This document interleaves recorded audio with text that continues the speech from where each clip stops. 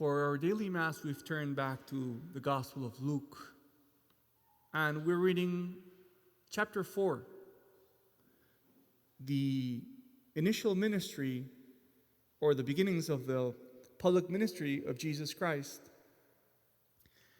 He is ministering initially in Galilee. Yesterday we saw him coming into the synagogue of his hometown, Nazareth, and today he goes to Capernaum.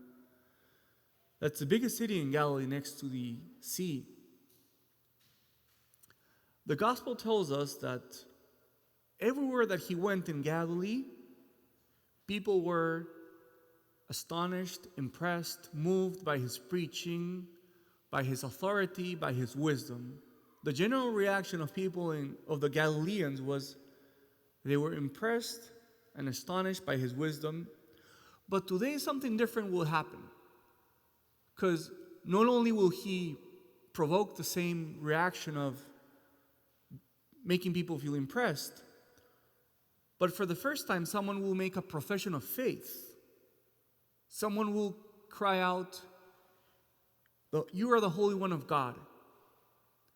So the first reaction is people are impressed, people are surprised, perhaps they think he's a prophet inspired by God. But now for the first time, someone says something different. "You are the Holy One of God." The surprising thing is that the one who makes this profession of faith is not a human being, but a demon speaking through a human being.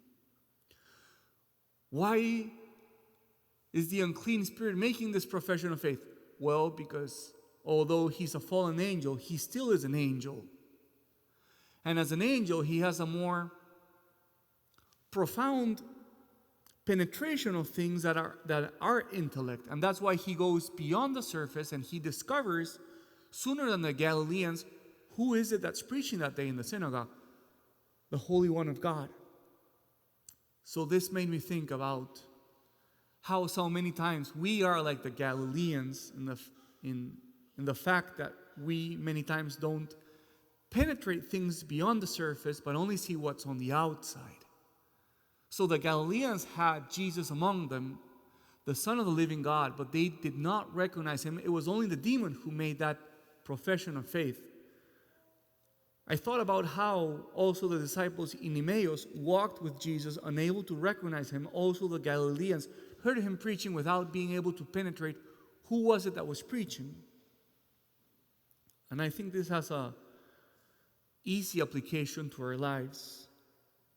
Because I think that sometimes you and me, we also have difficulties going beyond the surface, going beyond appearances, not being able to penetrate the spiritual sense of things. And sometimes I wonder, how is it that God is close to me in my own synagogue and I don't recognize him?